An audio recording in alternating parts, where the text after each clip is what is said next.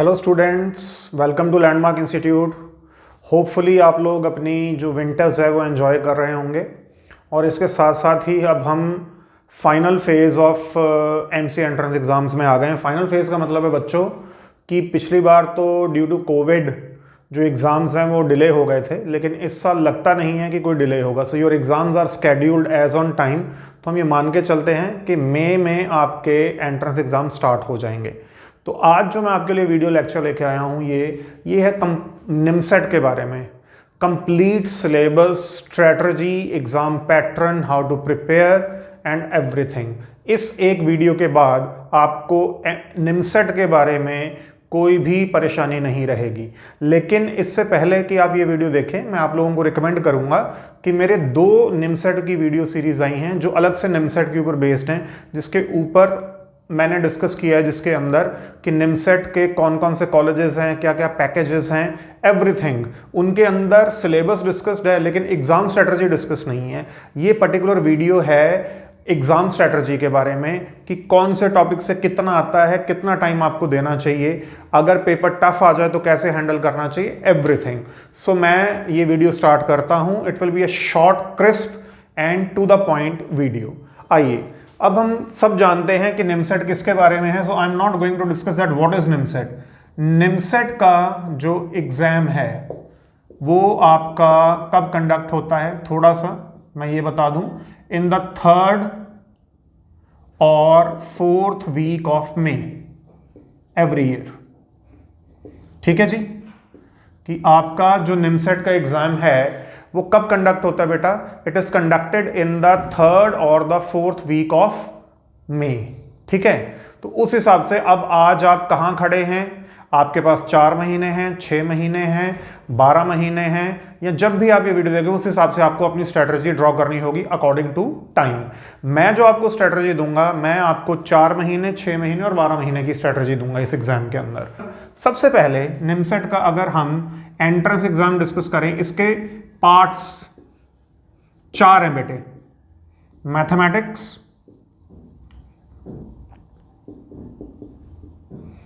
Reasoning या quant कह सकते हैं, reasoning and quant,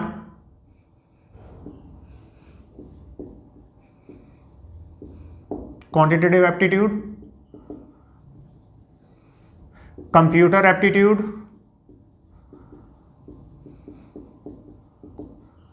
and elementary English. मैं बार बार वर्ड एलिमेंट्री क्यों कहता हूं? क्योंकि ये कोई शेक्सपियरियन इंग्लिश नहीं है जिसके अंदर आपके साथ कोई बहुत बड़ा लिटरेचर डिस्कस किया जाता है। बिल्कुल बेसिक 10th 11th लेवल की इंग्लिश है। अब इसके अंदर number of questions 50।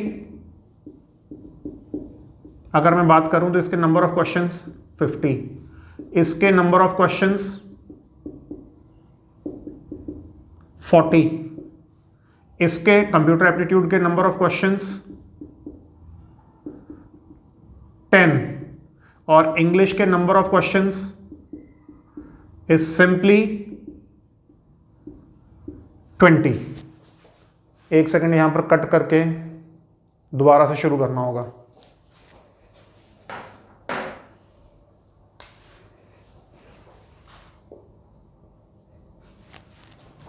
So students, यहां पर नंबर ऑफ क्वेश्चंस 50, यहां पर नंबर ऑफ क्वेश्चंस 40, यहां पर number of questions 10 and number of questions 20। अब आप इसको मल्टीप्लाई कर दीजिए बाय अ फैक्टर ऑफ 12। 600, 6, 240, 8, 80, 480। तो ऑब्वियस ही बात है, बल्क ऑफ द मार्क्स जो हैं वो किसके अंदर हैं? मैथ्स में और रीजनिंग एंड क्वांट में। ये टोटल आपका 840 फॉर्म करते हैं और ये फॉर्म करते हैं 160। तो टोटल कितना हो गया? 1000 मार्क्स। बहुत सिंपल, कोई लेफ्ट नहीं कोई राइट नहीं। 600, 240, 80, 80। अब एक एक पार्ट का सब पार्ट, उसका सब पार्ट वो डिस्कस होगा। लेकिन सबसे पहले अब हम बात करते हैं कि हमारे पास निमसेट को क्वालिफाइंग मार्क्स कितने होते हैं। निमसेट में हम अब डिस्कस करेंगे। Now we are going to discuss what are the qualifying marks for NIMCET.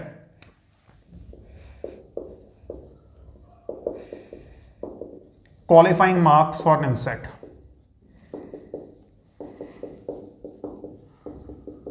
देखिए बच्चों, 3 तरह के लेवल है पेपर का। इजी, जिसे आप वेरी इजी भी कह सकते हैं, लाइक 2019 का जो 20 का एग्जाम गया। मॉडरेट, जिसे आप एवरेज भी कह सकते हैं, जैसे 2018, 17। डिफिकल्ट, या आप जिसे वेरी डिफिकल्ट भी कह सकते हैं, जैसे 2019 का। Easy, moderate, difficult. Cut off, cut off का मतलब है कि जो लास्ट निमसेट बंद हुआ है वो कितने मार्क्स पे बंद होगा। 400। 400 से नीचे जनरल कैटेगरी को कुछ नहीं मिलेगा इसके अंदर, या ओबीसी को कुछ नहीं मिलेगा। एससी एसटी को मैं अभी डिस्कस नहीं कर रहा हूं, उसके अंदर आप लगा सकते हैं 100 नंबर कम कर लीजिए आप।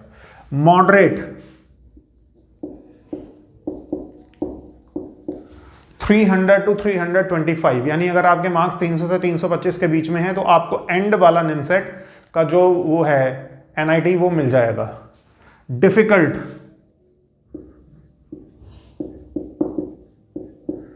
इवन 200, आई थिंक 200 में भी हमारे कई जो हैं, हमें पता है कई स्टूडेंट्स को 200 to 225 में भी डिफिकल्ट में बड़े आराम से डिफिकल्ट एग्जाम के उसमें मिल गया था। अब बात ये होती है कि डिफिकल्ट कब तक डिफिकल्ट होता है, जब तक फर्स्ट टाइम, अगर आप मैं आपको एक एग्जांपल देता हूं, IIT JEE is considered to be a very toughest exam. अब ये इसका क्वेश्चन देखिए, दिस इज आईआईटी 1976 क्वेश्चन, 76 या 78, आई डोंट नो। ये 76 के टाइम में आईआईटी में टफ माना जाता था। आईआईटी टफ माना जाता है इसलिए, तो बेटा आज की डेट में तो इसे 9th का बच्चा भी कर लेगा। सो जो 2019 में टफ था, क्या वो 2021, 2022, क्योंकि उसको देख के स्टूडेंट्स अपना प्रेपरेशन का लेवल बढ़ा देते हैं, हमारे जैसे कोचिंग इंस्टीट्यूट और ऊपर ले जाते हैं, तो क्या उतना टफ रहेगा? नहीं।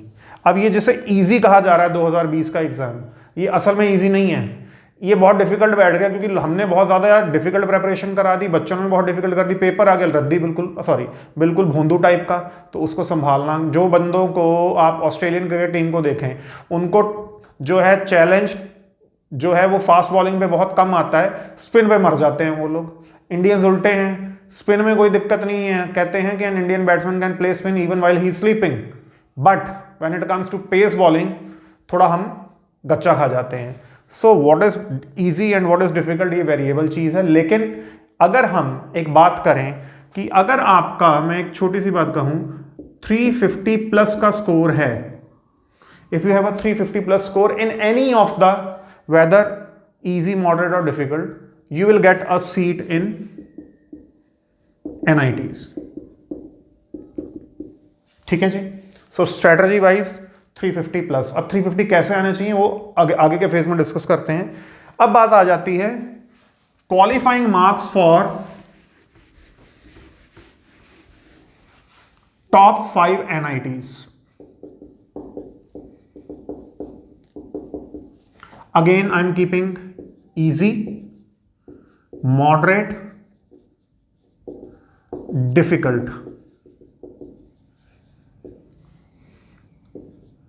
550 प्लस, 400 प्लस,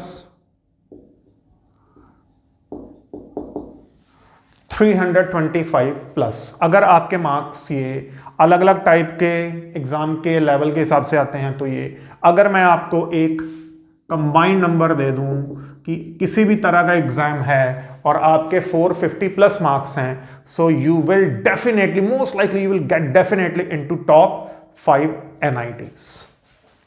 ठीक है बेटा, 450 प्लस। अब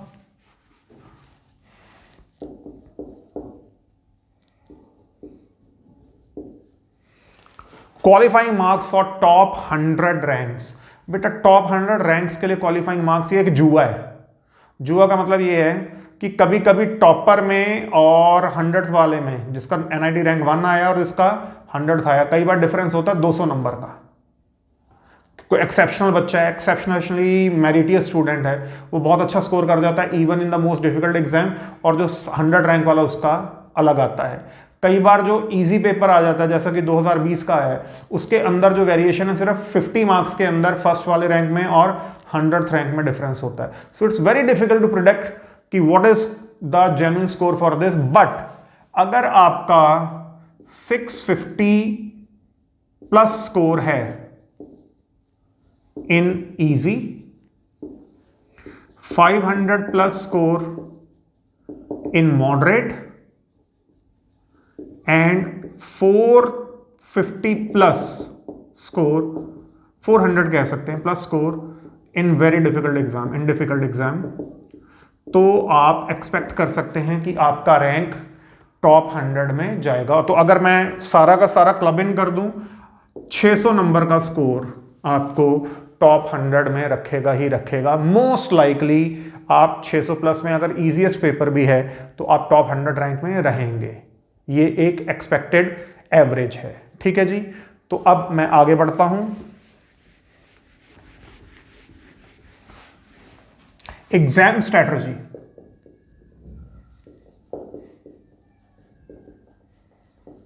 again for easy, moderate and difficult.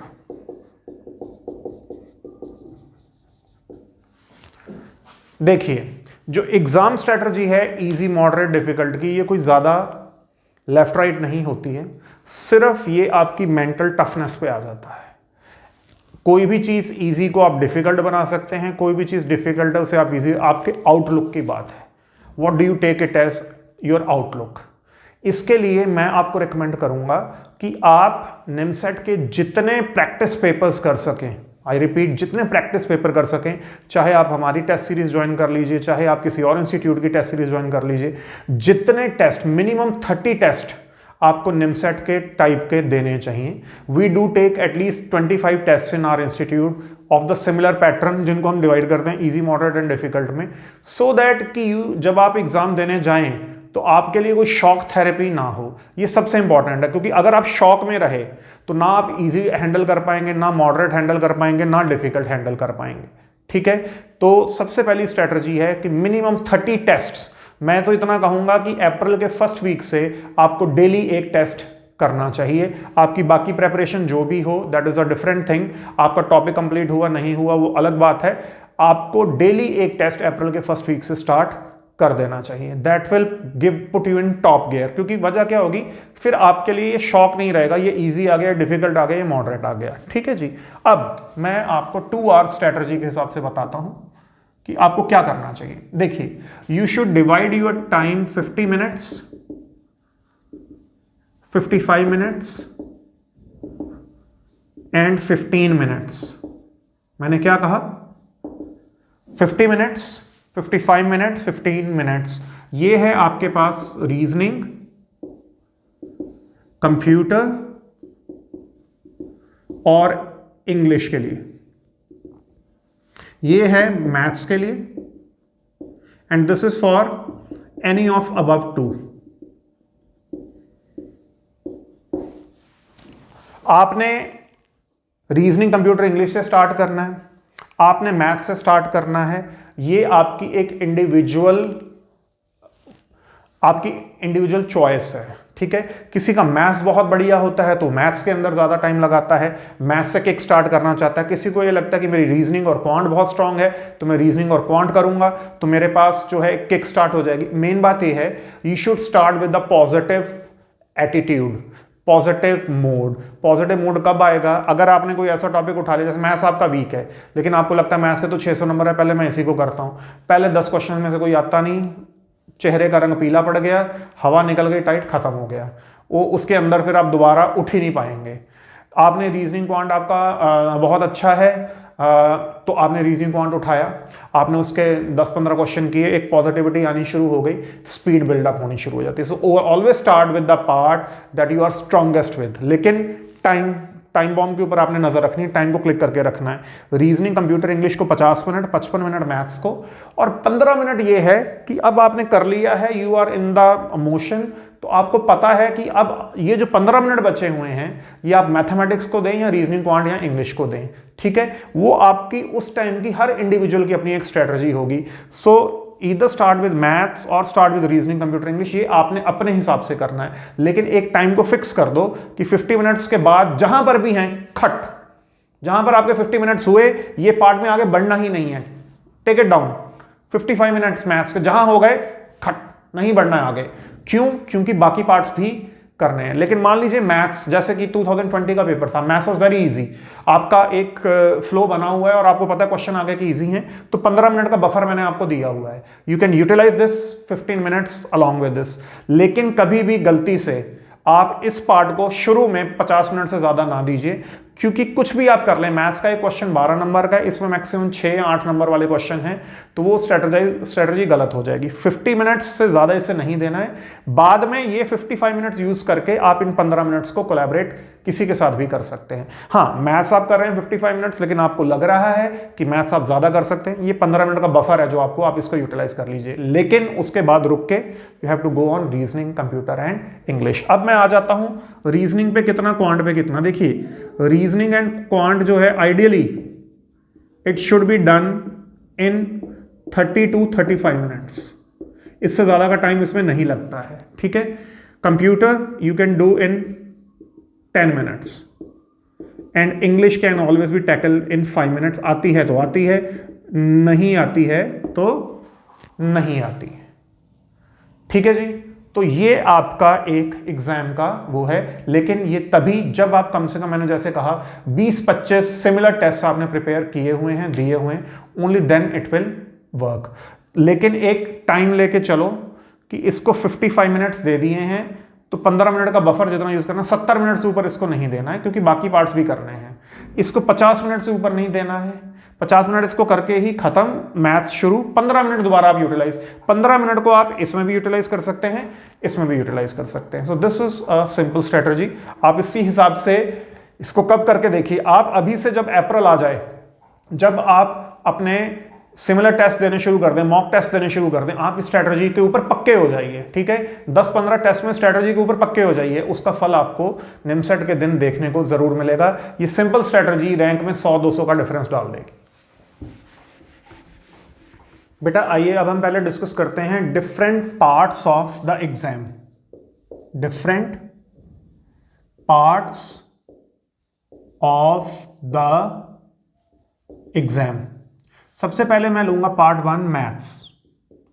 इसमें मैं आपको मैथ्स की पूरी जानकारी दूंगा कि मैथ्स के कौन कौन से टॉपिक हैं और उनके अंदर कितने कितने मार्क्स का पॉसिबली निमसेट में आता है, ठीक है। तो सबसे पहले मैं यहां पर लिख रहा हूं टॉपिक और उसमें से एक्सपेक्टेड नंबर ऑफ क्वेश्चंस।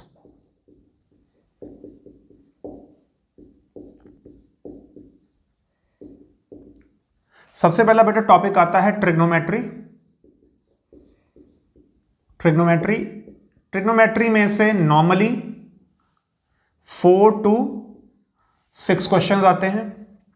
उसके बाद पार्ट आ जाता है अलजेब्रा। अलजेब्रा में आपके बहुत सारे टॉपिक्स आते हैं, जैसे matrices and determinants, sets, relations, then permutation combination,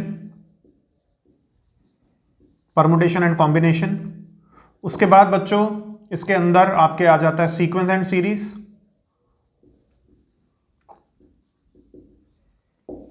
और कॉम्प्लेक्स नंबर्स। वैसे कॉम्प्लेक्स नंबर पिछले 5 साल में कोर्स में मेंशन नहीं है, लेकिन कभी कभार इसका क्वेश्चन उठ के आ जाता है। तो बेटा जो ये वाला अलजेब्रा पार्ट है, ये सबसे इंपॉर्टेंट पार्ट है, ये 10 से 15 क्वेश्चन इसमें से आते हैं। फिर आपका आ जाता है कैलकुलस, जिसमें आपका differential calculus plus integral calculus आ जाता है। डिफरेंशियल कैलकुलस में limit, continuity, differentiability, AOD, application और डेरिवेटिव में maximum minima, Rolle's theorem, tangent and normal, increasing decreasing functions, integral calculus में indefinite integral, then properties of definite integral, then application of integration में area under curve और differential equation. ये भी part बेटा approximately carry करता है weightage 10 से 15 question का। फिर आपके पास आ जाता है 2D। 2D में आपके पास आ जाता है straight lines, circles, parabola, ellipse and hyperbola. अब मैं आपको एक बात बता दूं कि ये जो वेटेज है इसकी 7 to 12 क्वेश्चंस की है। अलग अलग एंट्रेंस में अलग अलग सालों में अलग अलग नंबर ऑफ क्वेश्चंस आए हैं इसके। देन 2D के बाद आ जाता है आपका stats and probability, stats and probability. इसके अंदर आपके नंबर ऑफ क्वेश्चन स्टैट्स और प्रोबेबिलिटी को अगर मैं मिला दूं तो कहीं ना कहीं बिटवीन 5 to 8 क्वेश्चंस आते हैं। देन इसके बाद जो हमारे पास टॉपिक बच जाता है जैसे कि लॉग है, लॉगरिथम है, वो तकरीबन 1 क्वेश्चन आता है इसका, 1-2 तो कभी भी नहीं आए, लॉगरिथम में से आ जाता है। तो अगर आप इन सबको कर दें और साथ में एक इंपॉर्टेंट टॉपिक वेक्टर। अब वेक्टर प्लस 3D आपके कोर्स में नहीं है। 3D में plane, sphere, straight line in space ये कोर्स में नहीं है, लेकिन उसका कॉन्सेप्ट कभी कभी वेक्टर में यूज हो जाता है। तो ये जो है आपको 4 से 7 क्वेश्चन देता है। तो अगर आप मैथमेटिक्स को पूरा का पूरा समझें तो trigonometry, algebra, calculus, 2D, stats and probability and vector plus 3D ये सारा मिला के आपका फॉर्म होता है मैथमेटिक्स का पोर्शन। और इसमें अगर आप काउंट करें तो मैंने रफली 4, 10, 14, 24, 31, 36, 37, 41 से लेके 7, 1, 8, 8, 16, 12, 28, 15, 43 और 15, 58 और 6, 64। अब आप कहेंगे सर इधर 41 इधर 64, बेटा वेरिएशन है ना, वेरिएशन है। अगर आप 41 प्लस 64/2 को कर दें तो अप्रॉक्सीमेटली 52 का काउंट आता है, 50 प्रिसाइसली। तो मतलब 50 क्वेश्चन की एवरेज, कभी ना कभी कुछ क्वेश्चन इसमें ज़्यादा कभी उसमें कम, ये आता है।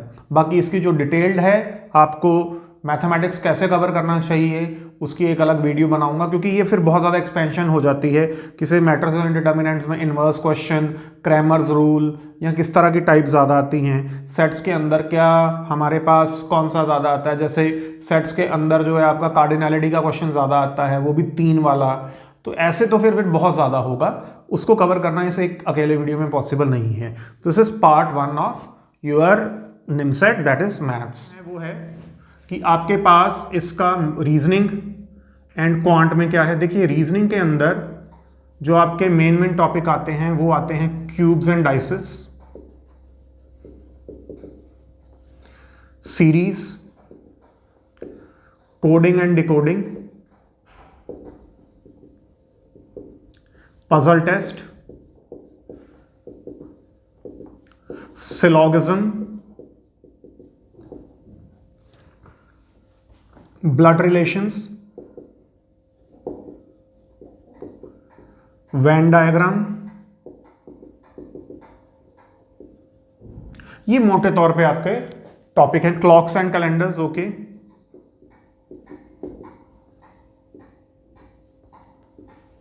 Rank test. क्वांट की अगर हम बेटे बात करें, क्वांटिटेटिव एप्टीट्यूड, तो आपका जो क्वांटिटेटिव एप्टीट्यूड है इसके अंदर percentage,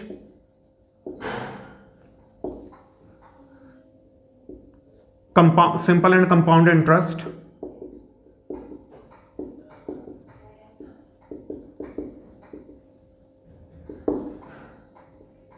simple and compound interest,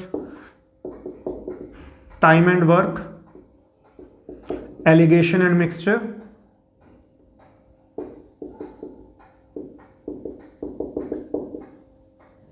as based problems,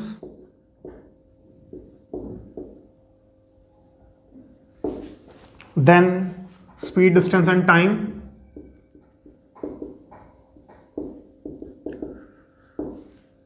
then हमारे पास इसी के अंदर एक और इंपॉर्टेंट टॉपिक आ जाता है एवरेजेस।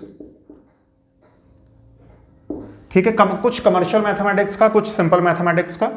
Then simplifications. एक पार्ट जो मैंने उसमें नहीं रखा था वो वॉज लॉग। मैं logs and surds, log, surds and indices, power वाले जो हैं, इनको मैं क्वांटिटेटिव का ही पार्ट मानता हूं क्योंकि ये बहुत हाई फाई नहीं आते थे। तो ये जो है आपका, जो इसके अंदर से आपके आते हैं 20 to 25 और इसके अंदर आपके आते हैं 15 से 20 question. So it's a mix of these topics. आपको इसके ऊपर कितना ध्यान देना चाहिए, क्या क्या टॉपिक पे, इंडिविजुअल, क्योंकि एक वीडियो में 1 घंटे का नहीं खींच सकता हूं। अभी मैं सिंपल आपको नो हाउ दे रहा हूं, सारे टॉपिक्स आपको पता हो क्या क्या है, कितना कितना है, रफली क्या क्या आता है। अब जैसे मैंने 20 से 25 क्वेश्चन गए, फॉर एग्जांपल पजल टेस्ट है, पजल टेस्ट का कोई भी जो पार्ट है वो 4 क्वेश्चन से नीचे बनता नहीं। रैंक एंड टेस्ट है, ये कम से कम 3 क्वेश्चन का बनता है। ब्लड रिलेशन है, वो 1 का भी बन सकता है, 3 का भी बन सकता है। So it varies. इसके लिए आपको प्रीवियस ईयर क्वेश्चंस जो हैं वो आप हमसे भी मंगवा सकते हैं, या प्रीवियस ईयर क्वेश्चन पेपर्स आप देख भी सकते हैं, उसके अंदर आपको पता लग जाएगा कि कितने कितने आते हैं। अगेन आई एम सेइंग, इनके ऊपर मैं इंडिविजुअली अलग से बात करूंगा आपके पास। Then we have the next part as computer aptitude.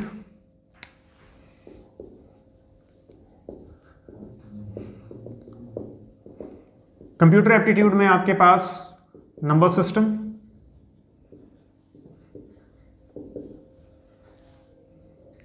Boolean algebra,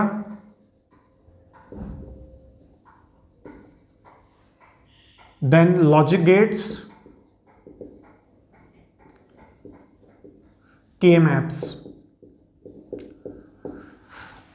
एक बात क्लियरली बता दूं, C and data structures are not part of NIMCET as of today.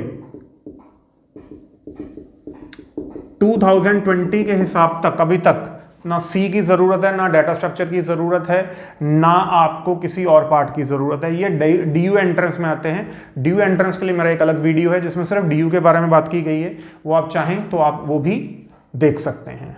ठीक है जी। उसके बाद आ जाता है English, comprehension, सिनोनियम एंटोनियम्स,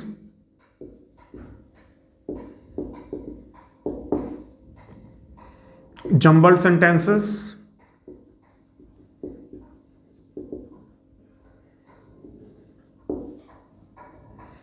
and basic grammar, jumbled sentence and basic grammar। English के लिए आपको कोई बहुत ज़्यादा तैयारी करने की ज़रूरत नहीं है। डेली का कोई एक न्यूज़पेपर पढ़ते रहिए 15-20 मिनट ध्यान लगा के, दैट विल बी सफिशिएंट। सो ये मैंने आपको एक निमसेट का जो डिटेल्ड आउटलाइन दिया है कि क्या क्या पार्ट से कितने कितने क्वेश्चन आ सकते हैं, क्या क्या सिलेबस है, क्या क्या नो हाउ है उसकी, ये मैंने आपको दिया है। अब आपको अगले वीडियोस में मैं 1 year strategy, 9 month strategy, 6 month strategy and 3 month strategy, ये वीडियोस में ला लूंगा कि आप अगर प्रेपरेशन कर रहे हैं तो कैसे। 2 ईयर स्ट्रैटेजी, अब बात ये आ जाती है कि कब से शुरू करना चाहिए। आइडियली आपको कम से कम 1 साल एमसी एंट्रेंस के लिए जरूर रखना चाहिए with 3 to 4 hours every day preparation other than coaching. अब थोड़ा ये भी समझ लीजिए कि अगर आप जितना जल्दी प्रेपरेशन करेंगे उतना ही आपके लिए अच्छा होगा। जैसे हमारे इंस्टीट्यूट में भी 1.5 ईयर प्रोग्राम भी होता है, 1 ईयर प्रोग्राम भी होता है, 6 मंथ्स भी और क्रैश कोर्स भी। तो अलग अलग टाइम पे जब आप पढ़ते हैं उसके हिसाब से अलग अलग स्ट्रेटजी होती है। सीधी सी बात है, 3 मंथ की स्ट्रेटजी 6 महीने के बराबर नहीं हो सकती, 6 महीने वाली 1 साल के बराबर नहीं हो सकती। 1 साल वाला ये नहीं होना चाहिए कि चलिए 1 साल है तो आराम से, 1 साल का मतलब है 6 महीने में कोर्स खत्म करो, 6 महीने में 3, 4, 5 रिवीजन करके 15-20 टेस्ट दो ताकि सिक्योर्ड हो जाओ। These are the ways to do preparation for NIMCET.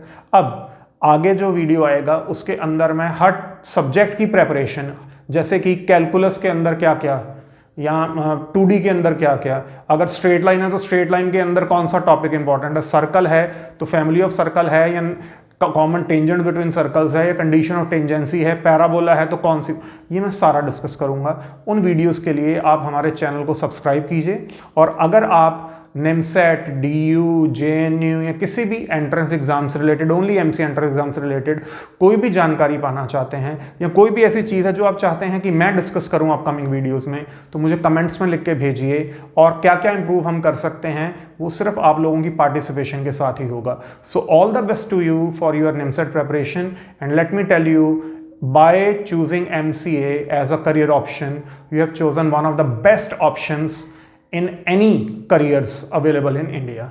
Thank you very much. God bless you all.